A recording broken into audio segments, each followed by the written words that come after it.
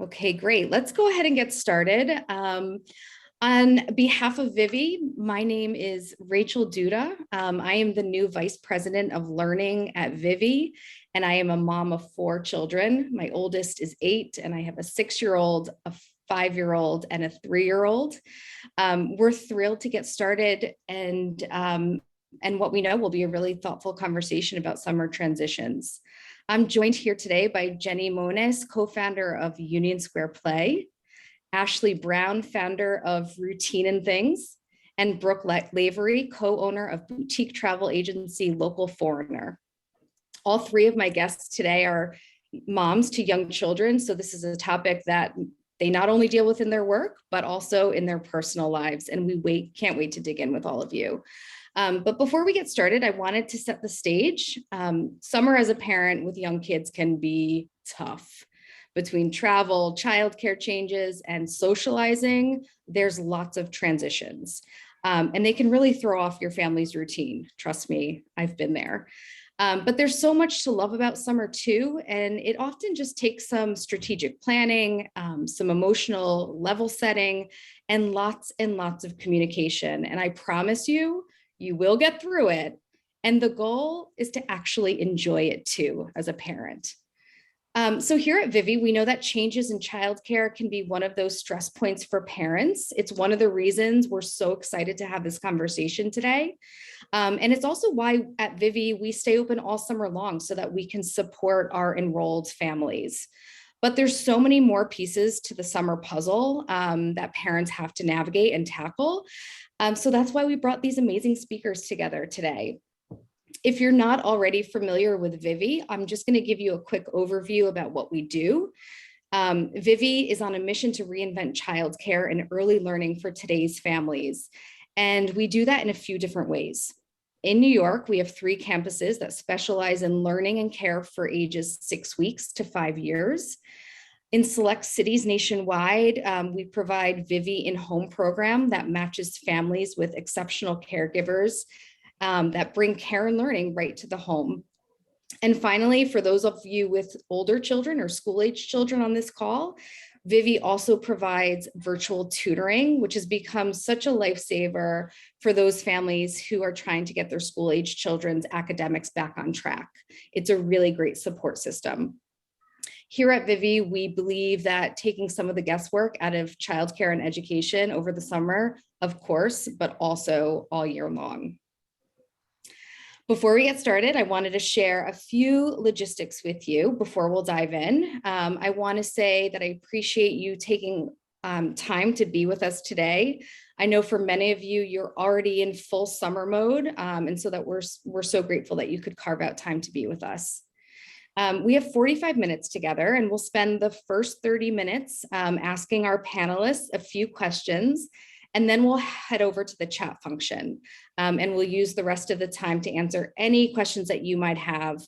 So feel free to drop any questions that pop into your head into the chat. Finally, I want to acknowledge that the summer transition is a huge topic, which I'm sure you know really well already. And there's no way that we can cover everything in 45 minutes, but I do promise you that you'll walk away with at least one practical, applicable tool that will help you feel equipped to handle what's ahead of you in the next couple of months. So with all of that, I'm going to turn this over to each of our panelists, and they're going to give a brief introduction of themselves and share why this topic hits home for them personally. So Jenny, why don't we start with you? Thank you, Rachel.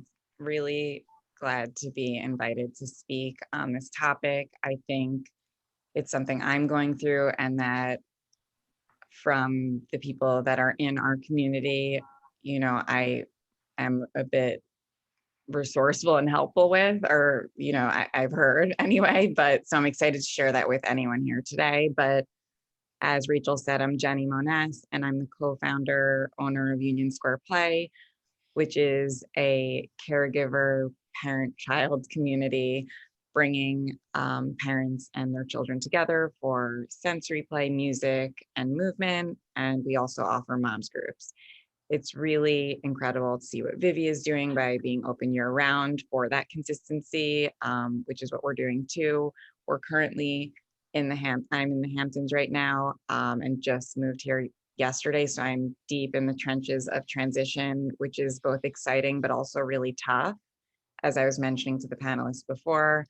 I also have an Instagram account, which has recently become my name, just as my children get older. What was once Mo Mommies is now Jenny Moness, and it's just an account about my own parenting experience and how I'm implementing the things that I share as a resource in my own home. So I'm excited to share my personal experiences with summer transition and beyond, and also answer questions and hope that everyone leaves with tangible ways to make everything feel smoother for summer.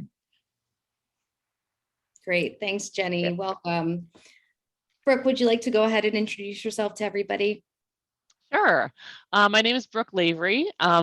I am a mom of 3 boys who are almost 7, 4, and 10 months. So I have traveled with them at all of those ages, and this is not my first summer. And I'm a co-owner of Local Foreigner. We are a boutique luxury travel agency based in New York City, but I have a team of 28 people. 27 of them are women, and 9 of those are moms themselves.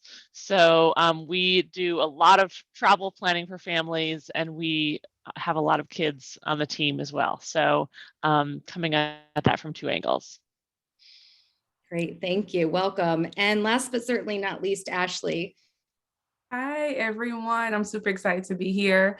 My name is Ashley Brown. I am the founder and owner of Routine and Things. We specifically help women get organized, get into routine so that you enjoy the heck out of your life. That is something that is so important for me to help you do, because we do a lot as moms. We need to enjoy life, and it's so important. And so we do this through products, and also soon I'll be having a membership community, which I'm super excited about. But this does hit close to home for me. I have 2 girls, ages 2 and 4, and we just started our summer off last week. And so that transition has been ongoing, and it's been going pretty smooth. And so I'm just excited to share my input, what I do in my life, and also some tips with you that can be helpful. Great. Welcome. Okay, so I want to start by talking about the preparations that we can make for the summer. Some of us are on the cusp of changing our routines, and for others, summer has already started, like you said, Ashley. So I'd love to start with you, Jenny. What can parents do even before the summer starts? And then for those of us that are already in the swing of summer, can you talk a little bit about how families can build in time to prepare? Yes, and I think I want to just preface my response by saying that if it feels too late with what I'm going to share, it's not too late. I think we can all relate to the feeling of, oh, those are all great ideas, but like I wish I did that years ago or weeks ago or months ago, and that is a real feeling, but also a feeling that you can quickly overcome by hearing from me that it's never too late to prepare, and to use the tools that I'm going to share. So we're either transitioning by switching places for the summer, starting new programs, new caregivers, maybe a trip. There's a bunch of different ways that we all experience summer. And I think it's about preparing our children, of course, but also ourselves. I think it creeps up on us, and summer before children always felt like nothing but greatness, and it should still feel that way. However, there's a lot of that greatness that now comes with like extra baggage physically and mentally. For instance, like a trip to the beach, we probably had all these fantasies of what that would feel like with young children, and then when it comes to getting there, it's like night and day from what it used to feel like. So anyway, I think preparing ourselves by adjusting our expectations of that, it's not going to feel probably relaxing depending on how old your kids are when you go to the beach. And so I think preparing ourselves before we get to the beach, as an example, is something that has helped me a lot. And then for all the other things, I just got yesterday, we're going on a trip and my child won't go in the pack and play. And so I said, start at home. And even if you haven't started at home and you're already on your trip listening to this, start during the day, playtime in the pack and play. This is a symbol of a bigger example, like that you can use the pack and play to prepare for any shifts. But this particular example is that the child wouldn't sleep in the pack and play. So start by playtime in the pack and play, get in the pack and play with them, obviously make sure with the weight limits, but try and make it not at a charged time. Like don't wait till like you and your child are tired and exhausted on a trip and expectations are just completely, not the reality of it. And, that is just going to be so much harder for both you and your child to adjust. So, and if it's new caregivers, I love the idea of printing out a photo of the caregiver, whether it's going to be, they're going to meet a counselor, a new nanny, a new family member. We're now going to be living with grandma and grandpa. Let's practice having breakfast with them or lunch with them and having that picture at the table. Obviously, it needs to adjust depending on age. If you have an 8-year-old, maybe that's not gonna, but maybe ask to do FaceTime. I think there's so much power in familiarity and how that feels safe to a child when it's not new at a charged emotional moment. So any way that you can prepare and be creative with that, try and do it at a time that isn't like, oh, now is camp, I'm dropping you off and you're meeting this person or seeing this person for the first time. See if you could visit a day before. And if you've already started camp, and then I'll let the next person talk, but if you've already started camp or you're on your vacation or all of that, it's not too late. Try and find moments, maybe ask if you can get to camp a little bit earlier if your child's having a hard time before drop off, and see if you can spend 15 minutes with your child and the caregiver. I just find the energy for both us and our child when it comes down to like goodbyes or when it like we're on that schedule can feel really much harder and less safe for both us and the child. So in summary, yeah, prepare ourselves with that realistic expectations and prepare our kids in any way possible. There were two things that you said, Jenny, that really stand out to me as a mother of 4 and someone who's worked in early childhood education for the last 20 years. I always get the question, how do you have 4 young children? I could never do it. What are your tips? And I always say to people, please tell us. But it goes back to what you said, actually, is that you really do have to change your expectations. You cannot expect everything to be completely perfect. You might have a plan in your head as an adult and as a grown-up, but you can really just assume that it's never going to go as planned. And I think if you adjust your expectations, it really helps everybody, because what you don't want to do, like what you don't want to do is get yourself into a position where you're frantic or anxious, because what we know about young children is that they feed off of us. Absolutely. Yeah. And if we're showing like this, and speak to the partners in that too. I think often when like the trip to the beach isn't going well, I'm like worried about like my husband's expectation, like, talk about that beforehand. But yes, absolutely. I didn't mention that I have a 4.5 and 2.5-year-old. So, but yes, please tell us at the end, let's stay on and talk about how you do it with 4, please. I have to say, change your expectations. It's all kind of right there. Everything kind of stems from that. And another thing that you said, which I really believe in, is preparing your children for these shifts. And you mentioned some really key ideas of, printing out some photos and familiarizing them with the pack and play before you actually go and use it in these high charge situations. I'm a really big believer in using stories with young children. And this can be from the time that they're, 12 months old all the way through, first grade, I would say, and create a story out of it. So if they're preparing for their first day of camp, gather all of the information that you know about it and create a story that the children can actually read or that you can read to them. Take your computer, type it out, on the first day of camp, this is what you do. We get out of the car and we go and line up with our friends. I think the more that you can sort of help children navigate the unknown, the better, and prepare them for that. And I think stories, especially in a book format, is so powerful. And we can talk more about that too. Yeah. I love making books and all of that too. Yeah, and absolutely. making it It's so fun. powerful. Exactly. And you'll find that your children keep going back to that because that's a safe and comforting thing for them. So they'll always go back and say, hey, can you read my first day of school book that you wrote for me? Or can you read, the book about our new caretaker or whatever it might be? There's comfort in knowing what to expect and in routines. So speaking of routines, Ashley, this one's for you. As an educator and a parent, I get a lot of parents asking about routines. So when it comes to the summer, how important is it to keep routines? How can we stick to them? And how do we know when it's okay to let things go? Good question. Great question.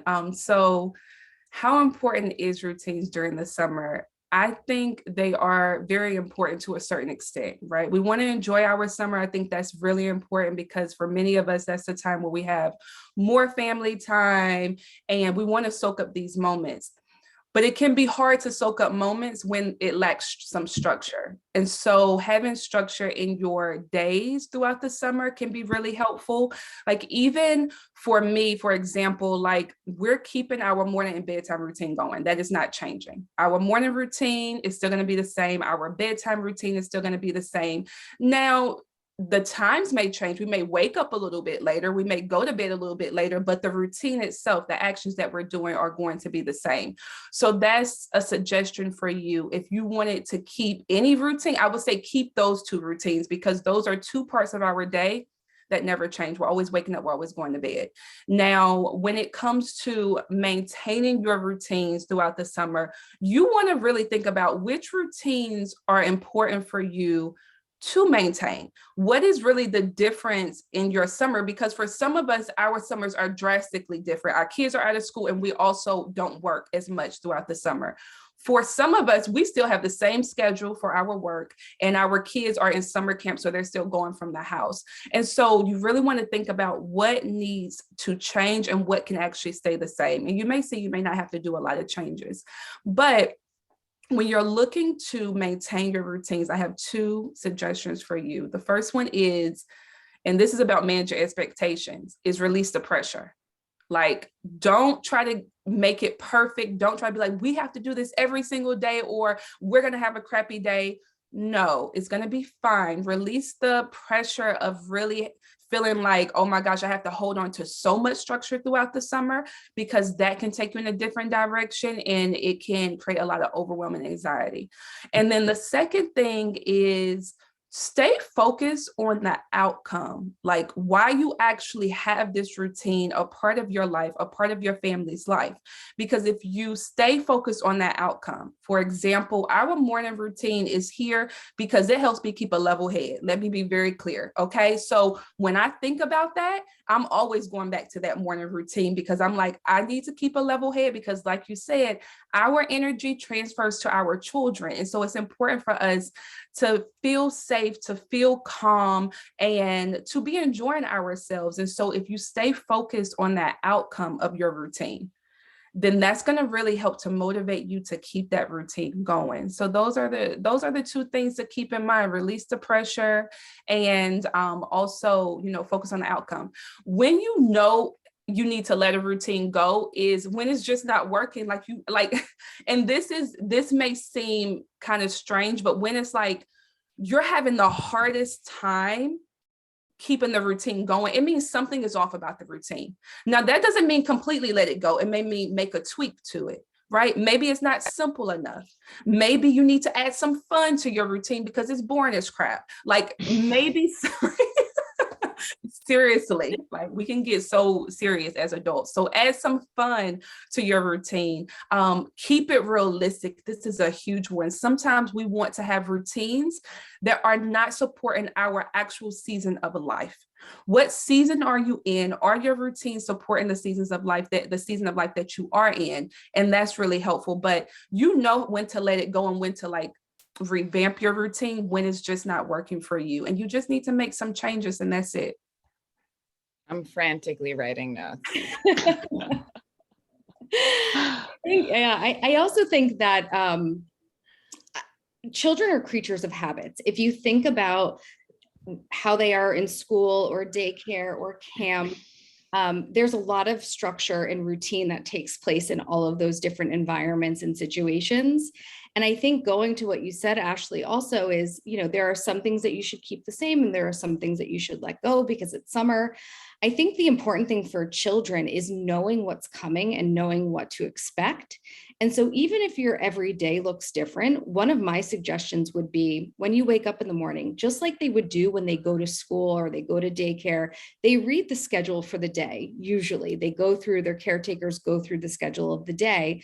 And I think that's a really important thing to do in the summer. So here's what our plan is for today. First, we're going to eat breakfast, and then we're going to go outside to play, and then we're going to have lunch and we're going to go to the playground. Whatever your routine is, giving children that information and that knowledge in advance, I think is just so powerful for them.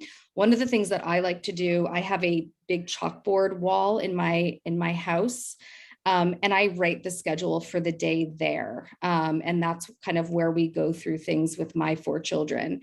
Obviously, things are subject to change, and that's part of being flexible. But I think giving children sort of the power, there's power in information, will help everybody kind of adjust to what's coming. And with that, I think, that adjustment to what's coming, there's a lot of travel that takes place in the summertime for families. And for some families, it might be the first time that they're going away with a baby or toddler or even a preschooler. I remember the first time I ever went away with my infant, you pack everything that you possibly can. And then by number 4, you realize, hey, I don't need that. Or if I really need that, I can buy it. So Brooke, this is your area of expertise. What are some of your best tips for navigating all the changes that our little ones feel when they're traveling? Yes. Well, first of all, do not be afraid of travel because it's raising children. It all goes in a blur, and having that memory of, the time you took your 10-month-old to that destination is a real imprint in, they're not going to remember it, but you will, exactly how they were in that time. And interacting with people in that destination with your child, it's a totally different experience for you too. So you can still love travel. But there's 3 main ways I want to talk about. One, it is all about mom's mindset. So when our little ones see us stressed out and nervous, they will reflect those feelings. When they go into, when we have a positive mindset, this is going to be a fun adventure and this is going to be a new experience for us. We're going to do this together. Get them excited about it too. And this is something that kids can really feel and get excited about when they reflect those positive feelings. Have a mantra that you repeat throughout the trip.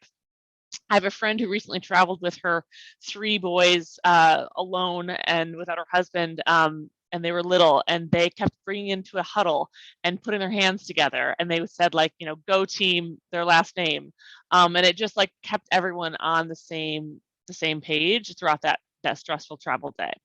Number 2, prepare. So if your kids are old enough, even if they're babies, read stories about airplanes and airports. Show them maps of where you're going. Look at maps of the airport. Look at pictures of the destination, pictures of the hotel you're staying or the Airbnb. Talk about what you're most excited about. Talk about what everyone's nervous about. What you're not sure what it's going to be like. I think it's especially in the week leading up, it's a really fun way to get everyone excited, but also, as you said, Rachel, preparing your children for what's happening really eliminates a lot of those jitters. And number three, just having a great strategy for that travel day. So we all took way too much when we first had those infants, and now I bring like one diaper, and I'm like, I'll figure it out. I'll like find another mom.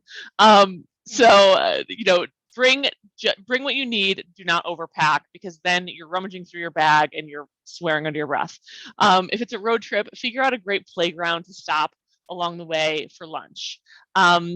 If you're traveling air travel, find a lot of airports now have playgrounds, or even find a corner of the airport where there's no one around, where you can, you know, take a water bottle and like move it around so your kids can race around and get it. Create a little game to get them moving, because you want them to get back in the car, get on that airplane a little bit tired, not too tired, but you want to have that perfect happy ground. So those are three tips. Great, really helpful. And I think with all of this, with the change in routines and traveling and the kind of release of some structure, our children act differently in the summer. And we might see some behaviors kind of come into the mix that maybe we haven't seen before. Let's talk a little bit about that. Jenny, I'm going to pass this over to you to talk a little bit about what's normal when it comes to changes in behavior, and how do you adjust to that? And what are some things that you can in place to help support your children when they might be going through a hard time? So yeah, you actually shared one of the things that I often do when I'm like preparing for my children for that component. You know, of course, going through what logistically will be different, but what might feel different. So I have like made books before, not like, oh, this is when you'll feel sad, but more, this is where what our new house is going to look like for the summer. It might feel really different feels new. You know, we'll talk about feelings in that way, not like over preparing, you know, emotionally, because we really don't know how they'll feel, but just kind of talking a little bit about that. And if you don't make a book, it could be just something that like you can talk about through play as well. And then in terms of like expectations for us with behavior changes, I think it's really important. Someone had asked, and I know we'll get to questions later, but it's related about managing partners' expectations too, kind of talking about the fact that, oh, you know, since we are traveling during nap, you know, I'll use my kids' names. Nell might be really overtired for a large portion of this day, which might mean a little bit or a lot more, you know, emotional releases and tantrums. And so I just want us to both see eye to eye on when that happens, that it's not a reflection of that we shouldn't have gone on this trip or that we shouldn't have done X change or moved here, but really that it's about what's happening in that moment, which is being exhausted and in a new place. You know, I think the difficulty with behavioral changes is that we think it's a reflection on like that the whole plan of X was wrong. And our children's behavior is a sign that like we're failing in some way. And so when we adjust those expectations, we realize that all of their behavior is normal. And it doesn't reflect, it's not about us or the change. I mean, it is, but it's not a bad thing. It's learning how to adjust to new places. I mean, I even sometimes feel more anxious in a new place. Like we're at a new place, the dryer broke and I could feel myself like, oh God, like with their laundry. And then I was just like taking it, you know, that's hard for a child to take a deep breath in a moment of like, where's X toy or Y toy? So I would say that expecting all of the behavior changes, you know, I came home yesterday and like one of my daughters had like a scratch on her arm and like the other scratched her. Like that that hasn't happened in ages. And I know it's just like a lot. So I guess again, like preparing for and expecting those changes and having real sort of heart to hearts with your partner about it. In those moments, it's really hard to have a heart to heart, and to really remind yourself and your partner when it feels like, you know, shit is hitting the fan, part of my language, like just know it doesn't mean we've done anything wrong. We haven't ruined our children with the decisions we've made for the summer. It just means that they're tired or this is just a lot right now. And so like making sure you guys have that moment before the charge moment, I think is super helpful. Yeah, I completely agree with that. I think also kind of what you said, Jenny, is like anticipating what is going to be problematic or what could cause your children to respond differently. So if every day at 3 o'clock, you know that your child is starving, and Right. I call it hangry. My daughter Ruby gets like this. It's like anticipating that that's going to happen, right? Because they're little people and they can't navigate their bodies in the same way that we can. And so have a snack on hand, right? Make sure that you're prepared in all of these moments so that we can anticipate when there might be problematic behavior and try to kind of help it in that way too. It's like the definition of insanity is like doing the same thing over and over again and expecting a different result. I was actually doing that with my daughter, who is 3, and I would pick her up from school every day, and she would have an epic meltdown in the streets of Manhattan. And everyone's looking at me, and every day we just kept kind of trekking along. And I looked at, and I was getting frustrated, and I looked at myself and I said, Rachel, you know better.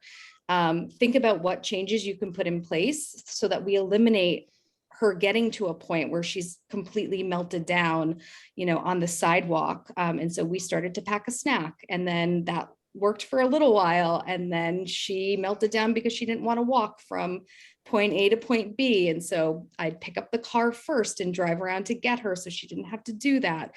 And so it's like for us as adults, like we can put systems in place to help them in these moments when they can't, right? They can't regulate themselves in the same way. And Brooke, vacation. What are your thoughts and feelings about vacation rules and structures and routines when you are, on a more relaxed vacation? Yeah, so I think this boils down a lot to individual parenting. To Ashley's point of like keeping the same routines in place for morning and evening, even if they're going to switch. So time zones you're traveling far distances are really going to affect things. When I had a 10-month-old, I went to Italy by myself, and I stuffed him in a big closet which wheeled his crib right in there, and he slept through the night and it was fine. Fast forward a few years, I took my 3 and 5-year-old to Hawaii, and you know what? We started our day at 4 a.m. And we all did. So I think it's a balance of like keeping some routines, as Ashley said, but being really flexible about the boundaries of those routines. Also with my kids, like we have different rules on vacation. So I give my older boys a tablet only on vacation when we're traveling. So they never have this individual Amazon tablet, but they know if we take a road trip, if we take an airplane ride, they get it. And they're like little like fiends. So like, I mean, we flew to Hawaii and it was totally fine because they've got their addiction that they only get every few months. They get to have Fruit Loops when we go to hotels, like foods that I would never buy at home, they now call like vacation cereal. So I think it's about like, I eat differently when I'm on vacation. It's a time when I personally like have dessert, and I don't normally have dessert. Things like that. Like I think it's a time to like let loose a little bit and say yes. And in those moments of stress when you're managing around hunger and tired kids, which is 80% of the reason our kids melt down, like instead of insisting on a certain snack, like I'll be like, fine, you want to have 3 Z bars in a row? That's disgusting. And I don't want to think about what's going on in your body. But like, if that's going to get us through this moment, we can deal later. Z bars are magical snacks in our home. So I completely understand that. One of the questions I always get as an educator is how can I prepare my child for what's coming next in terms of their learning or their academic skills? So I just want to take a minute to talk about that before we launch into some questions, which there are some great questions coming through. I am a big believer that And the best thing that I think you can do, regardless of your child's age, so whether they're 6 months old or whether they're in 3rd grade, the best thing that you can do to support your child's learning is to read to them every single day. Even when a child is reading independently in 1st, 2nd, 3rd, and above, having that time together with a parent or a caretaker, cozying up in bed, choosing a book that they love or that you love, and sharing that time together is really, really magical. And you can start doing this when you have infants, and continuing it up until they're in elementary school is really powerful. As they get into pre-K, kindergarten, 1st, 2nd grade, the books that they can read independently are not that interesting and exciting if it's at the level that is just right for them. And so you can bring in these rich, magical texts into your home by reading to them every single night. And I think that's a really powerful thing that you can do. Another thing that I think is really just a very easy way to infuse learning into your daily life is, if you're taking a walk down the street, let's count how many steps it takes us to get from point A to point B. Let's go on a shape hunt in our neighborhood. Let's look for the triangles that we see in our environment, or there are 2 windows on this floor of that building and 3 windows on that floor in this building. How many windows do we have all together? And so just those really nice, low-key ways to infuse literacy pieces and math pieces into your day-to-day is really so powerful. And your teachers, whether they're in school right now, and your teachers are really powerful tools too. So make sure you reach out to your child's teacher and talk to them about, what can I do over the summer to help support my child's learning and growth? What is a routine that you think is really important for my child to continue over the summer? They know your children really, really well. And so use them as tools and resources before you launch into the summer if you haven't done so already. Jenny, Brooke, Ashley, any thoughts or any last pieces before we dive into some questions? I wanted to just share that the piece on the pressure we put on ourselves, I think, for summer. I had talked about this with someone at Vivvi when we were talking about this event, that I know that especially when I had an infant, there's this pressure to be outside and to like go on all these excursions and like make every day just filled with like adventure. And then as they get older, to make it like the best day of their lives and their social media, and like, whereas winter, maybe like everyone's sort of hunkering down, and especially in like a second phase of COVID world, I don't want to say post-COVID, there's like more events and things. And so to just alleviate that guilt by, or pressure by knowing that there's so much that you can do without like taking all these like, ambitious adventures. And if you're in a city, in an apartment, you can absolutely, have a pet pool with water play. There's so many things you can do that are summer-esque and summer themed without going to like the state-of-the-art water park, which like would probably be a nightmare. So I don't know. I know I feel that way too. Like, oh my God, all these places are opened now for the first time since like 2019, and pressure to go and do. And yeah, you can keep it simple and energy calm and happy by not doing absolutely everything that you see on social media or that's available. I could not agree with you more. And that goes to sort of the piece for me of, I have 4 children. How do you navigate that? And I keep things really simple, really easy, and really fun. So, getting a container of water and putting your children's plastic toys in it and giving them some soap and some scrubbers. I mean, that is like the most fun thing that children can do, right? Let's clean our toys. Just any bathing suits inside. Exactly. Put them in a tub with all of their Legos. And in the middle of the day, like go to town on washing all of your Legos. I guarantee that they'll spend over an hour in there, and it is so simple, and it gives you a little time as a parent to have, you know, some time away from them. You don't have to feel like you need to be on and providing these really magical experiences for them all the time. I couldn't agree with you more. So a lot of the questions that are coming in are actually some of the things that we've spoken about already, which is about structure and routine and preparing children for change. Any other pieces or tips or tricks from any of us that we can put together to help support parents in navigating transitions and changes with their children?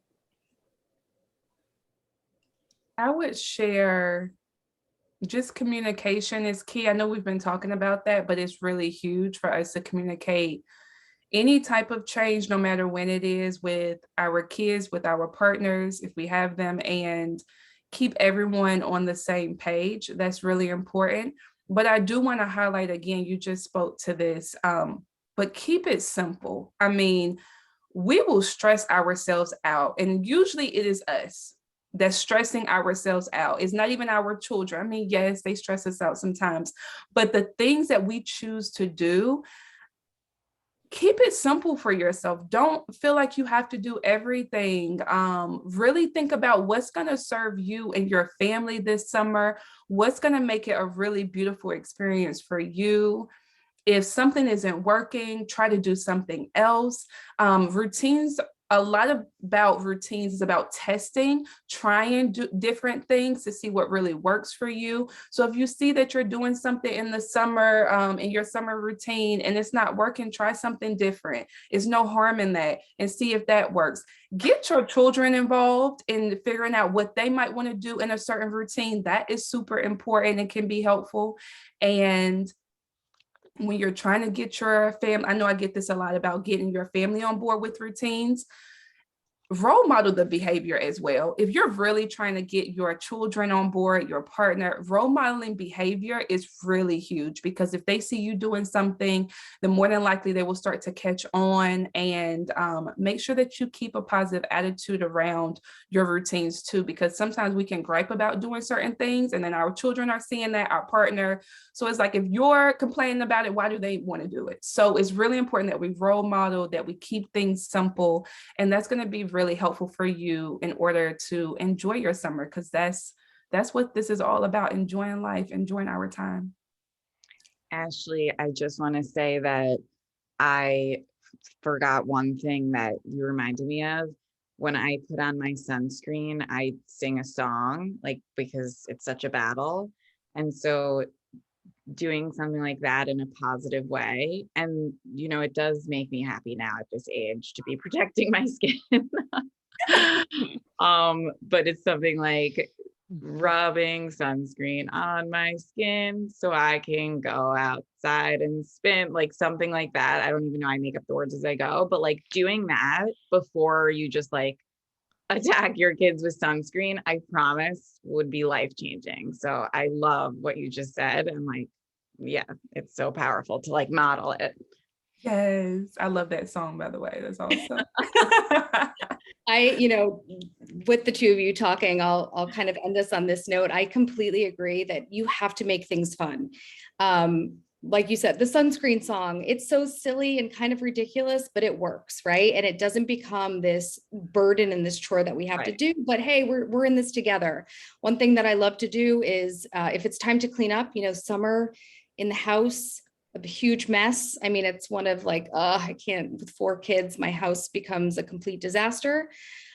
Let's put on music, and we have to beat the song. So we have to clean up everything in this room by the time the song is over, and get involved with it. If they see you a part of it, they are going to want to, you know, to be a part of it too. Or I'll pick up all the red Legos, you pick up all of the all of the yellow Legos, and we'll do it together.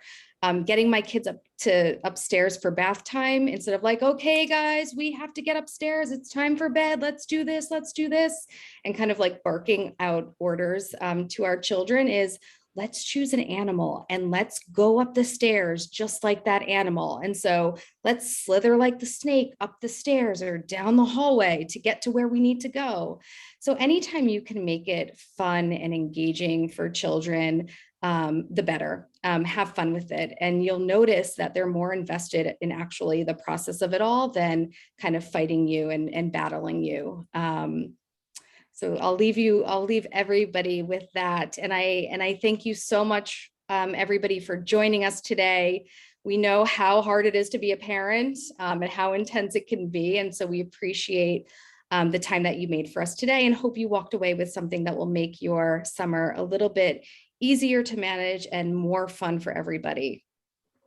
Thanks, everybody.